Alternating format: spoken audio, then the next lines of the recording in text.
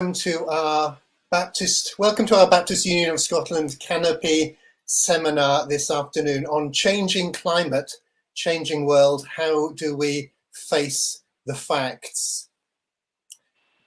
The climate crisis has already been a focus of part of our morning sessions, especially with Ruth Valeria. And in this seminar, we're going to drill down further into some of the specifics about our changing world, including how large corporations and churches are responding. Later this afternoon, a second seminar will focus much more specifically on what you and I can do. I'm part of the national team of the Baptist Union of Scotland, and my role is to support leadership development amongst our ministers, our church staff teams and volunteer church leaders right across the country. And I'm calling in this afternoon from Kippen near Stirling. My conversation partner is Martyn Link from Central Baptist Dundee. Welcome, Martyn. Hi, Andrew. It's great to be with you today. Thanks for inviting me. Martyn, you and I have had one conversation by Zoom earlier this summer, but there's a lot more that I'd like to get to know about you. You've just been described as a scientist by training, a strategist by profession, and a Christian by conviction. How do these work together, and what does life consist of for you? Yeah, thanks, Andrew. It's a good question. It's sometimes it's hard to see why God has put various parts of your character and your profession and your journey together, but I think I think I see God's hand guiding me in my work to bring me to a point where my scientific background has been really helpful actually in some of the challenges that we've been talking about during the conference already, trying to understand the world and how it's changing from a scientific perspective, but then also bringing a Christian faith to that and seeing God bring really my professional and my personal passions together in the last couple of years as my work has really, it's kind of exploded really around the energy transition and climate change over the last 2 or 3 years. So yeah, it's been a really, really interesting time to be involved in that in Scotland. So where do you work and what does that work entail?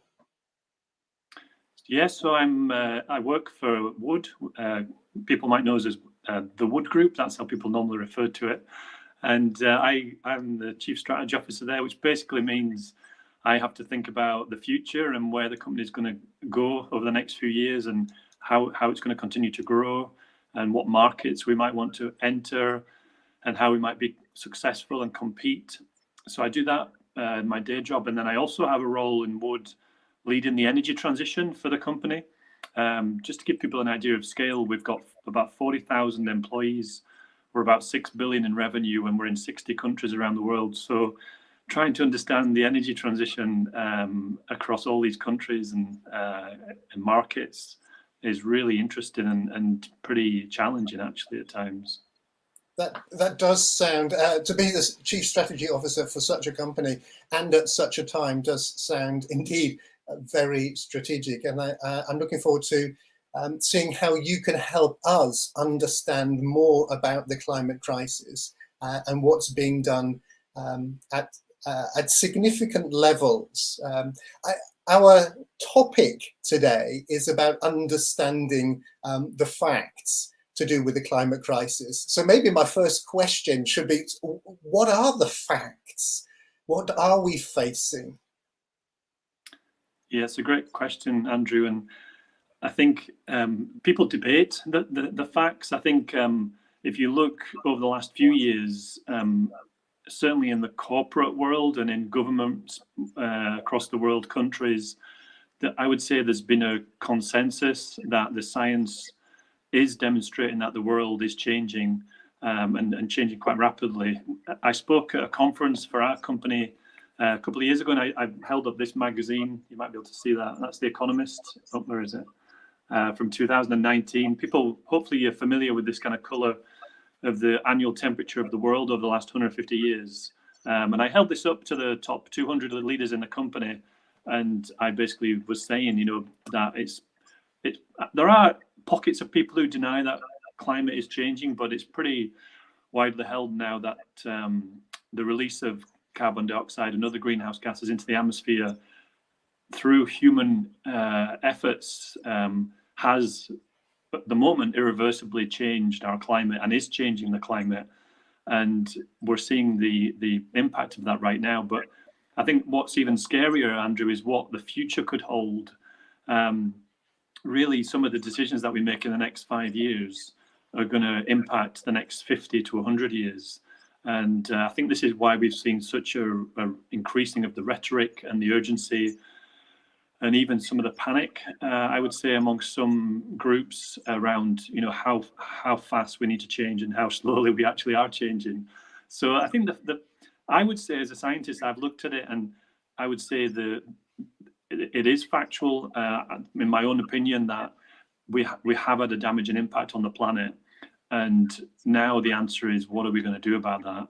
And I guess the question to us as Christians is, what's our duty of care and what's our kind of responsibility to do something about that? So that's really, I think, the facts cause us to wake up and think, okay, how are we going to respond? Before moving to the Stirling area, I lived for 25 years up in and around Aberdeen, and I knew of wood, of the Wood Group, as very much an oil and gas corporation. How does that work fit with the climate crisis? How is wood responding to this? Mm-hmm. So that's a fantastic question. And in the 10 years I've been at the company, we've seen our oil and gas business go from probably 96% of our revenue to about 35% over the last, I would say, particularly the last 5 years. We've really expanded our work in renewables and carbon capture and hydrogen and power, all these good things. And so, yeah, it's interesting. I think the question really goes to the heart of how are we going to try and solve this problem. I mean, some people have been calling for an end to fossil fuels, like, now or maybe tomorrow, and so you've got this kind of one approach of, okay, we can see now that they're having an impact on the planet. We need to stop it immediately. And then on the other hand, you have a group of people who want to deliver a steady and orderly transition and not have it be so kind of bumpy, and they think, oh, well, maybe there's another 10 years left of fossil fuel production, or even more, who knows. And some people talk about fossil fuels still being part of the picture in 2040 or 2050. So you've got these two extremes, and in the middle are companies like Wood who are trying to span that bridge of the past and the future. And for me, this comes back to a great illustration in the UK right now with the struggle to get petrol and diesel at the pumps, combined with the power of energy, electricity. So, we're living actually with some of the implications of, this could be just like a taster of some of the disruptions we could have in the future if we don't get this this kind of transition in an orderly and a well-managed way. And you combine that with some of the quick transitions we've seen in the past. Think of the shipping industry or steel or mining, and the scars that has left on societies right across Scotland and England and Wales. Some of the mining towns have never recovered from a quick transition. So I think the country hopefully has learned some of the lessons from doing that. And now a lot of my work is trying to help the leadership in Wood and also people in the industry think about, okay, we know what we should do, but how do we do this in a way that it takes everybody along with us, and we can also make money at the same time? And I think trying to kind of square that circle is really, really challenging. So you and I are having this conversation this afternoon. I want to invite those who are watching on YouTube to throw in their contributions, their comments, and we can pick up on those as we go on through this conversation. A phrase that I have heard, I think with increasing frequency recently is corporate social responsibility. And I haven't always linked big corporations and social responsibility in the same kind of phrase. What does that mean, not just for wood, but more broadly as well? What are corporations doing in the light of this climate crisis? Yeah, it's a great question. I think when I started work back in Edinburgh in 2003, I think it was, we used to talk about CSR, and it wasn't something that was central to the company at all, really. It was just something that we did to help charities occasionally. And I think what we've seen is that kind of corporate social responsibility evolving into something that's called, it's better known as ESG now, which is environmental, social, and governance. And it's actually more about how you should run a good company. And what we've seen in the investment world is actually a lot of the financial companies and the banks and the investors are looking at companies and saying, actually, how do we know you're a good company to invest in? What's your environmental credentials like? How do you treat your workforce? We've seen the kind of the fast fashion fall foul of kind of sweatshops around the world. This is all part of ESG and running a good company. So I would say over the last 5 years or so, maybe 4 or 5, that has really exploded in big companies for big companies to consider. And now there's a real focus on not just making money, but also doing good and business as a force for good. I think the other thing I should mention is the Sustainable Development Goals, which were set up by the UN, the United Nations. And there's actually an organization called the UN Global Compact, which I had the privilege of meeting in New York in their office in June 2019, when we used to travel. Remember those days of travel? And I actually got to go to their office and was blown away by what the UN Global Compact are trying to do to achieve the 17 SDGs, as they're called. And these are things like that we would all, I think, agree with, like clean water, sustainable cities, partnerships, a fair and just society. So if you look at these, and you think, actually, as a Christian, I look at the 17 Sustainable Development Goals and actually, I could really get behind companies trying to achieve those. So I think there's a lot of companies who are really embracing this and reinventing their purpose around ESG and the Sustainable Development Goals and trying to become sustainability leaders. And what I see actually is that they're really attracting the workforce of the future to want to, I was hearing earlier about the millennials and Gen Zs in the church, and I think these are the companies that people want to work for, who are making a difference and trying to make the world a better place. So it's had over the last couple of years, as someone who believes really strongly in God's purpose for the world, it's been incredible to see the corporate world wake up to this as well, which is really exciting. That is exciting. A few of the questions are coming through now. Whilst we're still talking about corporations, there's one there about whether a deeply biblical commitment to justice and care of creation is compatible with capitalism. Yeah, what a great question. There's actually a really good bit of work being done by a guy called Bruno Roche. I don't know if you've come across him, but he's working with, I think it's the University of Cambridge and the Mars company, to look at what they call the economics of mutuality. And this is, he's actually a believer, Bruno. And what this is trying to do is trying to look at capitalism and say, actually, the way I look at it, I kind of interpret what they're doing is, it's like we've built this equation, right? So if there's any mathematicians out there, we've built this equation, and if we've said, A plus B plus C equals profit or success, or and that's capitalism. And while that equation worked at so many different levels, it was actually missing a couple of key components, which was, okay, what about well-being? What about the environment? What about local communities? And we've kind of driven this capitalism for the last 100 or so years, and people have started, it's really incredible. There's a guy, I would also point to people like Mark Carney, who was the ex-Bank of England governor, who's written this book called Values. And you're starting to see people very, very senior in capitalist economy starting to really question, the kind of the basic tenets of what we're teaching people at economic school, and how we kind of look after people, planet, and profit. And so I would say we're almost in a phase of reinventing capitalism right now. And part of the challenge is when you don't have a price on something and it's free, it's very difficult to value it. So, water is often considered as a basic human right that should be free, air, carbon. Whereas when you have something that's valuable, let's say hydrocarbons or power, or roads, there's a tangible value in those. How do you value something? They call it natural capital, right? Forests and a green environment in a city.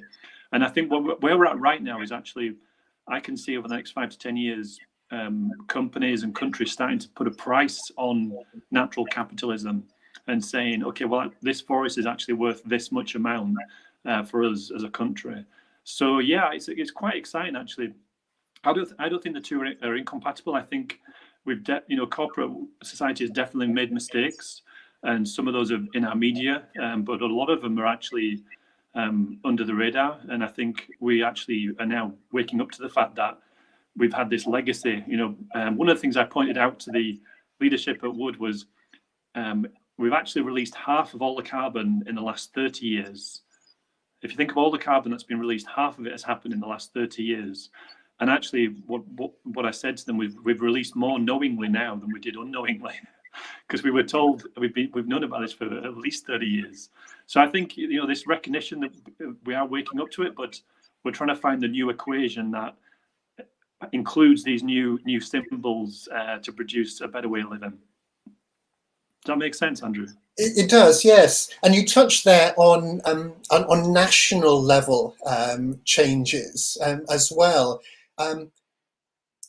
What do we need to see, or what are you seeing coming down the line, and what more do we need to see in terms of changes? How are countries changing in very different ways in response to this?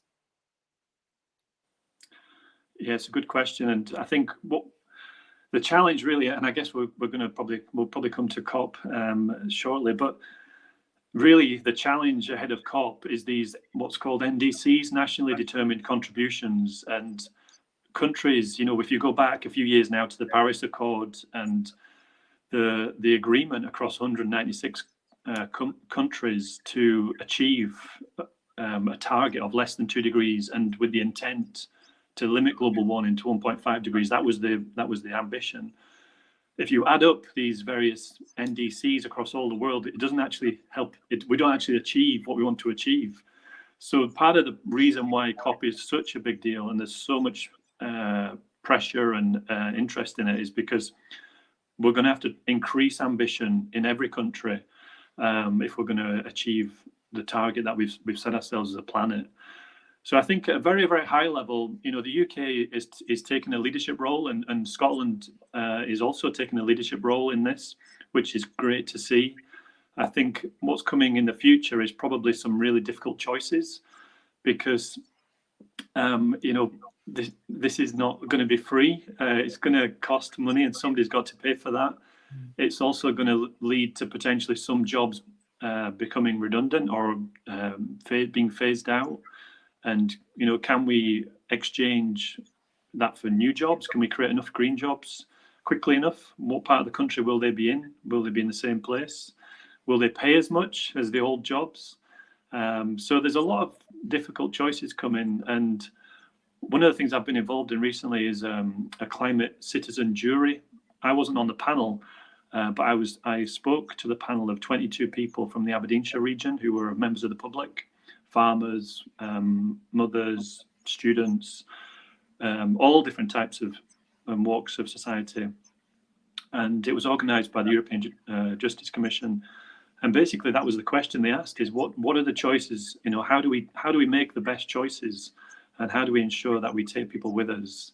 And I think when the rubber hits the road and we're needing to decide how do we heat our houses, for example. Residential heating is a huge topic that's going to hit us, and we're going to need to think, okay, well, who's going to pay for that new, heat source pump, or alternative, let's say, blended hydrogen in your house, or a new hydrogen cooker or something. So I think the cost of this is going to be really challenging, and I think that's going to hit us in the next 5 to 10 years, along with some disruption as well. We're going to probably see more disruption like what we've seen recently, because as you reduce the amount of oil and gas coming into the energy system, you're losing a lot of the base load of power, and you're going to get more fluctuation from renewables, and so you could lead, that could lead to more kind of blank spots of power.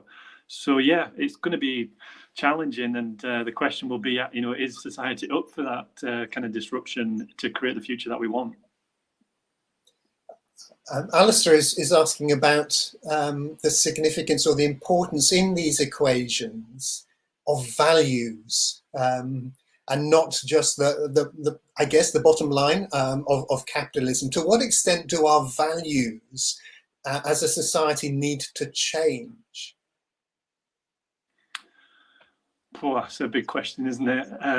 I think I'll maybe answer that by comparing my Christian faith to my corporate life, if that's okay.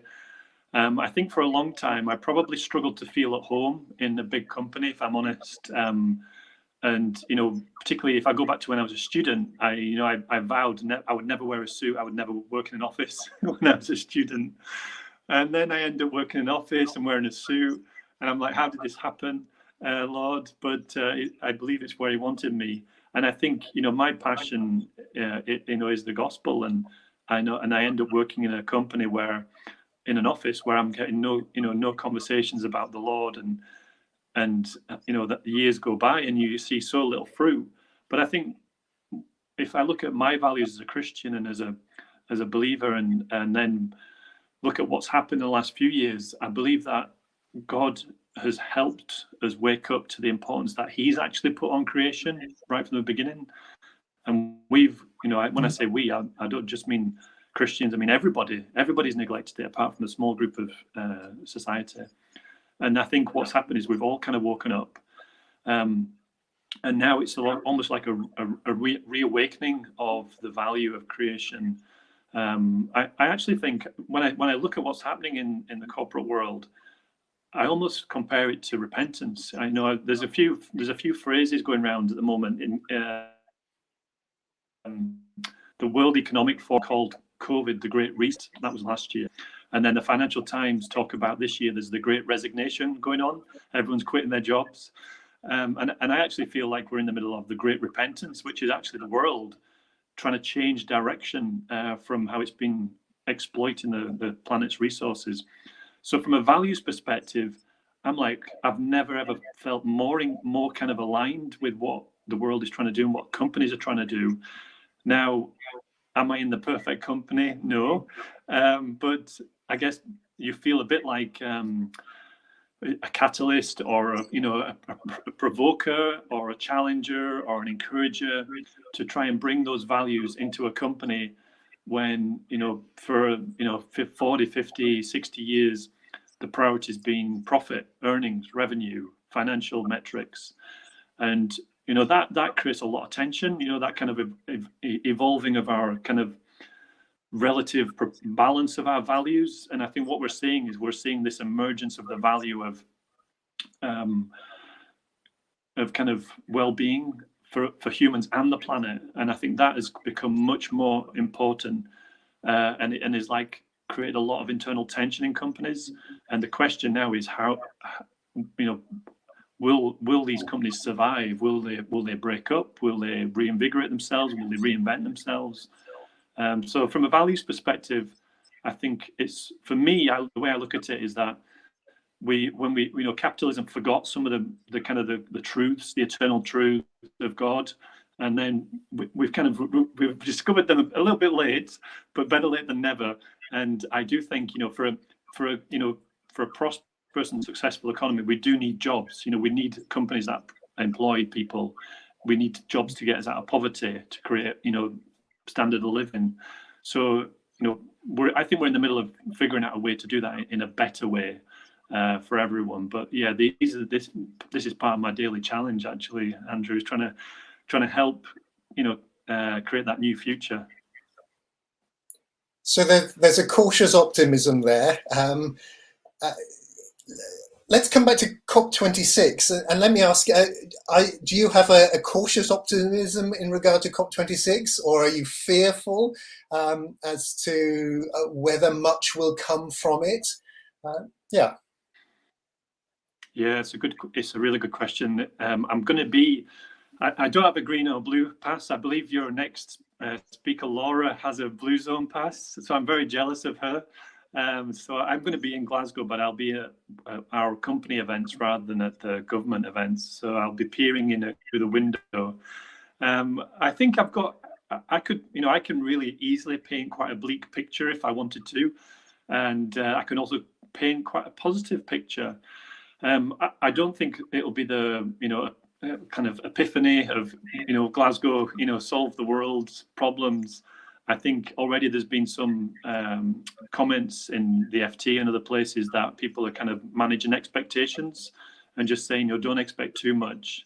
I think for me, the way I look at it is that this is like a 50-year to 100-year journey. A lot of companies are saying we want to go net zero by 2050, right? That's the mantra that a lot of companies are signing up to.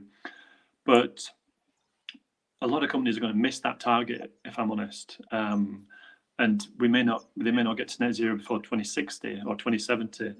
But I think the way I look at it is that this is why I talk about repentance, because we often compare big companies like Wood or other companies to like a big ship, and it takes like 20 miles just to turn around. And so what I've seen is that these kind of degrees of change are kind of being locked in, and they're kind of irreversible because of the public pressure, the government pressure, investor pressure, employee pressure, shareholder pressure, pushing it in that direction.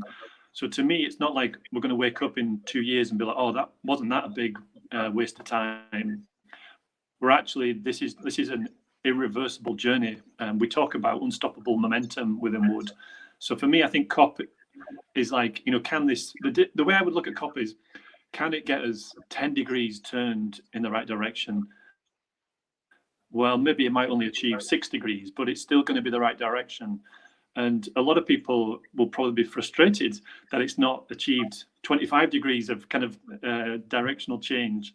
But I think as someone who lives and breathes in kind of the reality of this stuff every day, I'll take 6 degrees of change any day.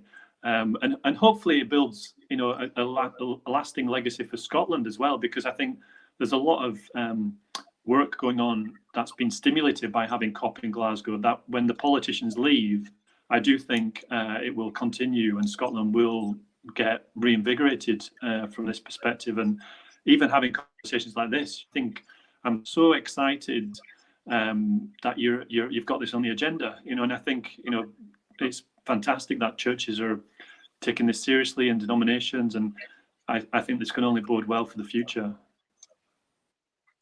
You mentioned about Laura and you're envious of the pass that she will have for COP26. So her seminar is starting at 3:00 as part of our Canopy seminar stream this afternoon, and her focus will be very much on what the individual believer, follower of Jesus, can do. But just then you were mentioning, Martyn, about churches. What's your sense about what churches can do? Some of us were hearing earlier this morning about Newton Mearns Baptist Church doing a few things in regards to the environmental crisis and in response to that. Do you have some other suggestions for us? Yeah, I think, the way I would look at it is that I see this issue, this kind of topic, as part of a whole life discipleship journey that churches are on. And I guess I spend a lot of time in the workplace, and I think about the importance of having a theology of work alongside, theology of the climate and creation. And so, I mean, I think, I see this as a journey, in terms of, I'm not going to kind of tell churches what to do. This is just a blessing for me to be speaking in a church context, because I spend all my time chatting to industry people about this stuff. So I think, I would say be curious about it. I think that's the first thing. Maybe expose yourself to some things that you haven't really come across before. I mean, I read this book here, where are we? The Uninhabitable Earth by David Wallace Wells. I read that 2 years ago. And if you don't want to sleep at night, and read this book, because he basically talks about the next 50 to 100 years, and what the world could look like if we do hit a 3 or 4 degree temperature rise, and how devastating that would be. So I think, I would say to people, be curious, ask questions, speak to those people in your churches who are involved in this already, who are at the cutting edge of this kind of challenge, and pray for them. It's hard going in a big company right now. There's a lot of companies that are under a lot of pressure, and that creates stress, and I'm no exception to that. And so I think we would really value your prayers. And I think if I was in church leadership as well, I think the other thing I would be thinking about would be, preaching through these topics. What does a biblical response to creation look like, and potentially doing small group studies. And I think ultimately you can the difference in how you use thing in churches is the power, electricity, heating. We talk in corporate world about scope 1, 2, and 3 emissions. I don't know how technical you want to get, but basically scope 1 is what you do yourself, you have control of. Scope 2 is what you buy from other people, for example, your electricity. And 3 is how your products and services are used. So for churches and organizations like that, it would mainly be your building, I guess, how you use the building, how insulated it is. Can you use renewable power rather than regular gas-fired power or coal or whatever? So there's various levels of seriousness and ambition. I actually came across a thing I'll pop in the chat maybe when I'm listening to Laura's conversation about. There's that like a charity version of the kind of climate ambition that you can sign up to. That's it's got action, ambition, acknowledgement, and I think having this statement to how you're going to achieve an alignment with the climate is a fantastic.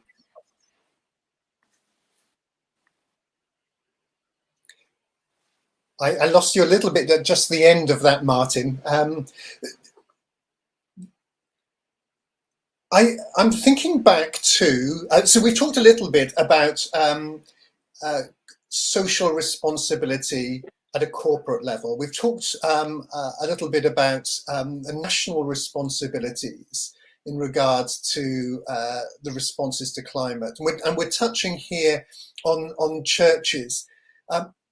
My gut instinct is that churches are behind the curve here, and probably we're behind the curve on the big issue of Black Lives Matter that hits social media and other agenda so significantly last year. But if we were to go back through time significantly, the abolition of slavery, I have a sense that many churches were ploughing a significant furrow there. What's your sense in terms of whether the church is behind the curve or could be a stronger voice in regards to the climate crisis? Yeah, I guess when I was thinking about this talk, I think there is a kind of a delay, lag. But I don't just churches. I think actually the voluntary sector in general. If you take out some of the more activist, we heard from Ruth earlier and the fantastic work that Tear Fund are doing, and many others who have this in their kind of headlights. if you take out those kind of groups in what you might call the third sector, I think, you know, a lot of organizations which were set up with a very clear mission to achieve X are busy doing X, actually. And all of these other things have not really impacted them as much. And so the reason that the corporate world has woken up to it is because it started to have a material impact on the corporate world. Whereas for smaller organizations, you're a little bit more insulated. And so actually we might say, yeah, I think we are a bit behind the curve, but I don't think we should give ourselves too much of a hard time, because we've kind of been getting on with, you know, what is the, you know, things like the Great Commission and, you know, the most important things on the planet.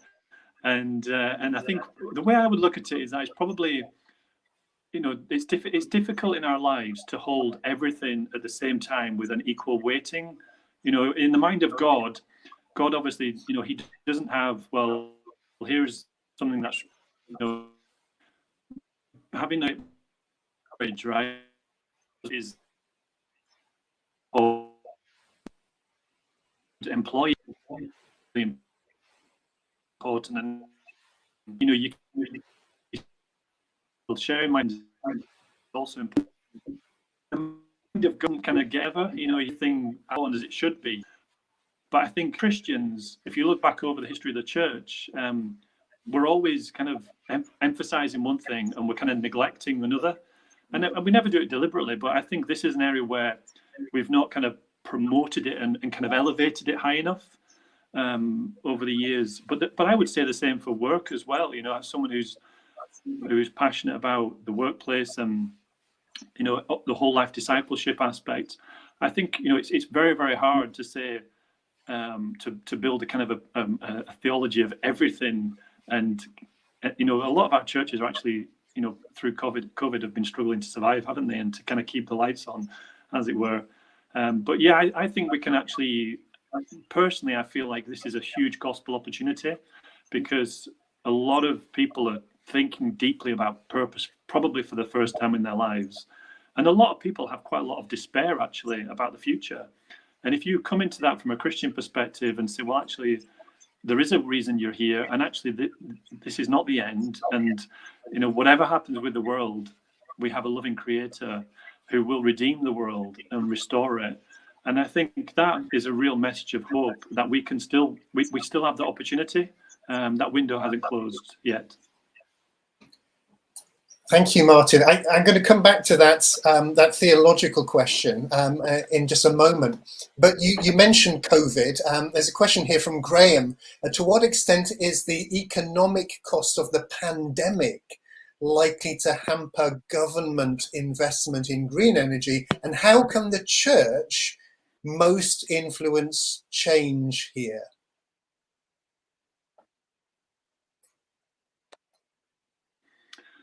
Yeah, so just could you repeat that question again, Andrew? It just cut out for a second. You may just be able to see it on the screen there, or I think you're accessing on a phone at the moment. To what extent is the economic costs of the pandemic likely to hamper government investment in green energy? How can the church most influence change here? Good question. So I think part of, so if I compare COVID and the climate for a second, and I think that will kind of answer the question.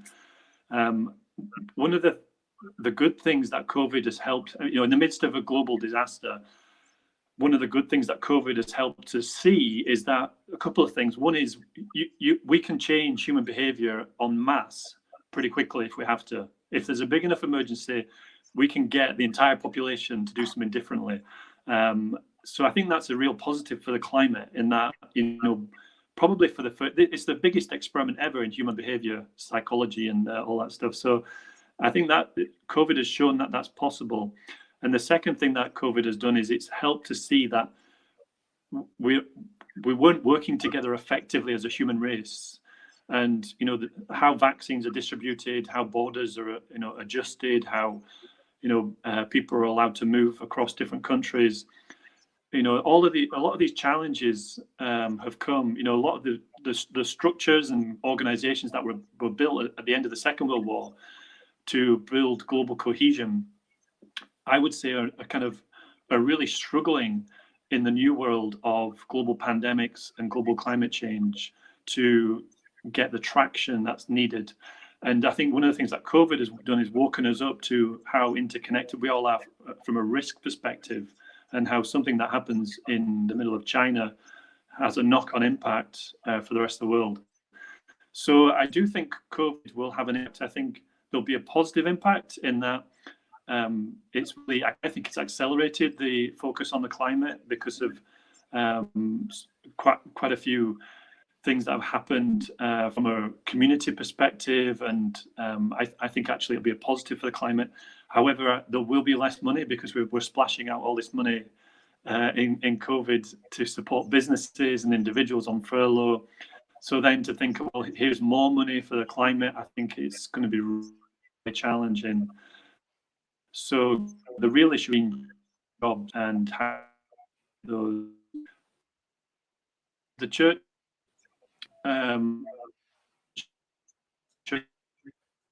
is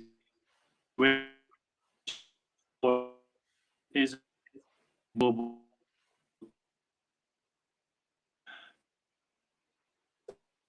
Martyn, you're just breaking up again there, but we'll persevere a little bit.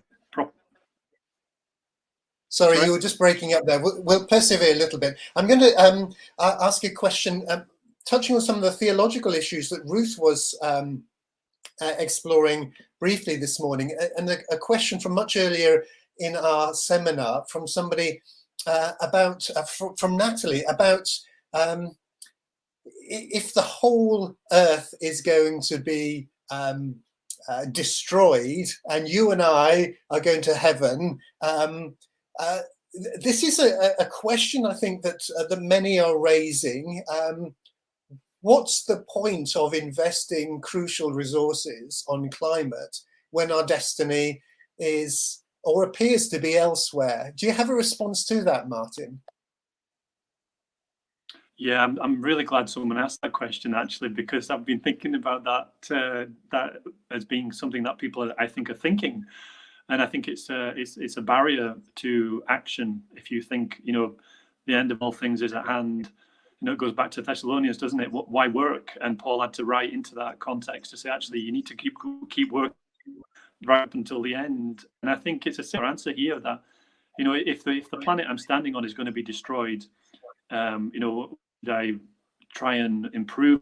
I think lessons from the parable. I look to the parable of the talents and how the worker was admonished for burying his talent and doing nothing, versus the one who sought to improve. The investment was rewarded.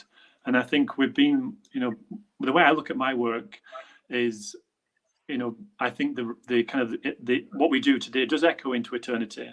And I do believe, if you look at Jesus' teaching on rewards, there are greater rewards for those who are faithful, and there are cities for those who have looked after certain, things well.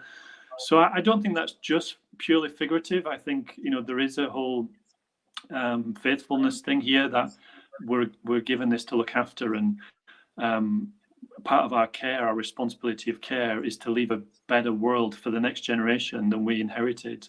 And ultimately, I think it's a comfort that ultimately, even if we mess it up, we don't need to despair. But I think I certainly look at the New Testament and I feel like, Jesus would tell me to give it everything I've got, to do my best in this life, so that there's a happier world. I mean, I think that's something that we have to work through, isn't it? And just think, what can I do to make a difference in this life, and am I doing it? One of the themes that I think I'm hearing through the day is the interconnectedness between so many of these different elements.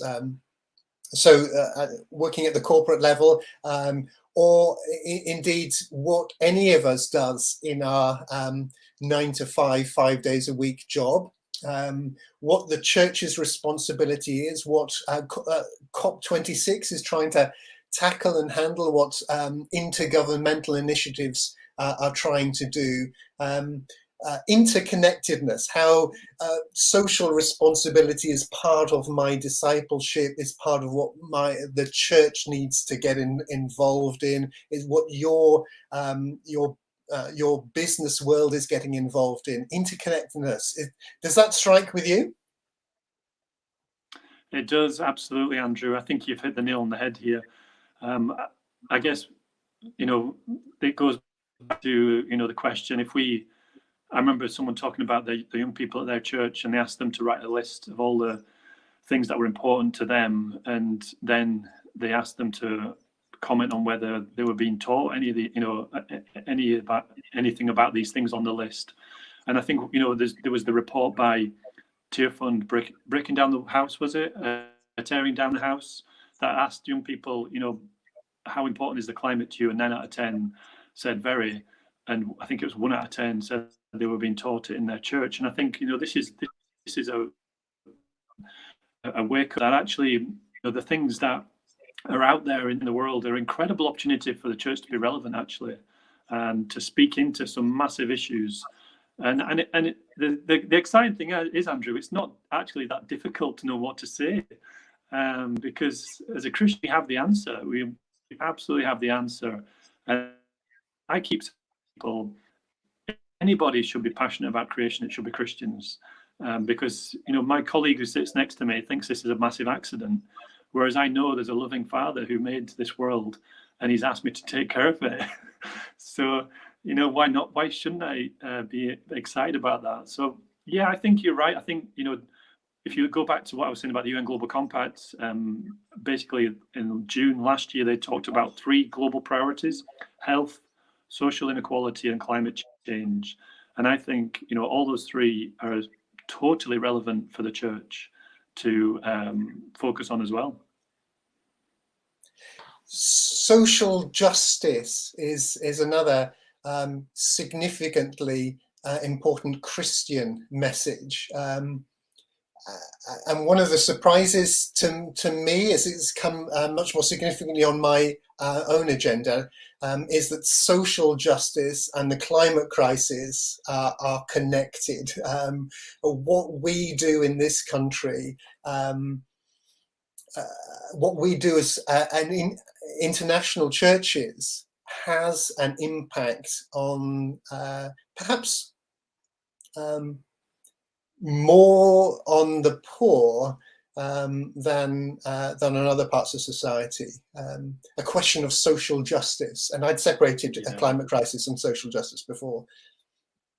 Yeah, this is a really important point, and one that I think Ruth touched on earlier. And what I've started to realize is that there's the global South is is effectively dealing with we talk about 2 streams in climate. So there's mitigation, which is what we've been talking about, which is trying to lower our emissions to reduce the impact of global warming.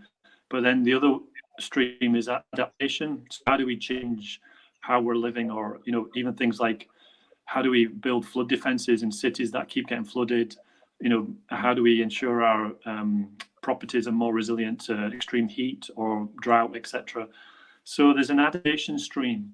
And what you realize when you dig into this is that it's, if you draw a broad brush approach, it's ultimately the global South who are dealing with the effects right now of climate change. And this whole idea of resilience and kind of physical resilience, financial, this kind of climate resilience. And actually what we're going to see is a lot of the industrialized countries like the UK have had the benefit of industrialization and got the quality of life and benefit of that. But then we're actually, we've kind of inadvertently impacted the global South to make things even worse. So I feel like, when we talk about duty of care, that's part of our duty of care, actually, as Westerners, to think, okay, these are not, random people hundreds of miles away. Many of these are brothers and sisters that are suffering the impacts of climate change, and very, very little emissions. Some countries, very small emissions, but very big problems with adapting to a climate future. And I think, if things do go badly, we could see hundreds and millions of people become climate migrants who are having to leave their cities and their country, and could end up roaming the world looking for a new home. And it could dwarf what we've seen from Syria massively, and cause new, I could keep going. I could paint a very bleak picture, as I said, but I think, part of our investment is actually to help prevent that from happening and strengthen the lives and livelihoods of people in the global south through this topic and this challenge. You've given us a huge amount to think about, Martyn. Thank you. And a number of folks have listed some resources in the comments, and I'm grateful to everybody for joining in and being part of this conversation, whether it's just the two of us on screen, but others also in the chat. And Martyn, I wish you all the best for how you get involved in COP26. And I want to continue to pray for you in your very strategic role in the corporate world. Thank you, Martyn, for your time. Thank you for this rich conversation, and bless you. Thank you, Andrew. It's been a pleasure. Thank you so much.